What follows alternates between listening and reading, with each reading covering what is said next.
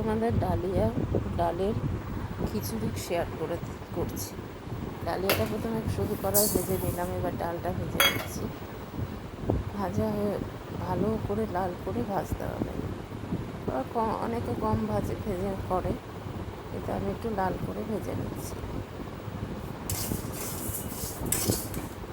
এই ডাল আর ডালিয়া দিয়ে তোমরা খিচুড়ি করে সবজি দিয়ে ডায়েট যারা করো তারা করতে পারো। এবারে ওই দুটো ভাজা আমি বাটিতে নিয়েছি, নিয়ে ধুয়ে নিলাম ভালো করে।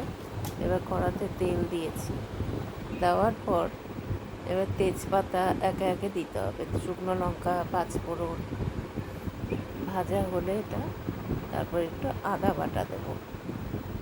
আদা বাটা দিয়ে দিলাম। এবারে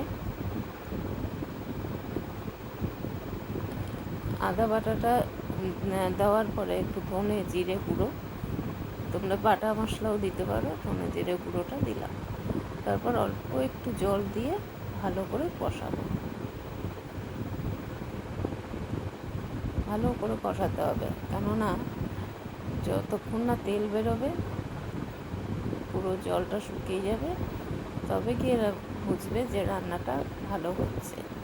এই যে তেলটা বেরিয়ে গেল, এবারে সবজিগুলো দিয়ে দিলাম। তোমরা তোমাদের মতো সবজি দেবে। আমি ঘরে যা ছিল, কুমড়ো আর ওই গাজর, ঝিঙে এগুলো দিয়েছি। আমার ছেলে তো খুব ঝিঙে ভালোবাসে। ঝিঙে হলে ওকে ঝিঙে পোস্ত যা কিছু দিলে ও খুব ভালো খায়, খেত। এখন এই ভাজা ভাজা হয়ে গেলে এবার নুন দিলাম, পরিমাণ মতো নুন দেবো। নুন হলুদ সব দিয়ে এবার চিনি দিলাম। আমাদের একটু মিষ্টি মিষ্টি খিচুড়িটা ভালোবাসেন, আমার শাশুড়ি বয়স্ক তো, তাই। এবারে ওর মধ্যে ওই ডালিয়া সেদ্ধটা দিয়ে দিলাম। দেওয়ার পর ভালো করে নাড়তে হবে,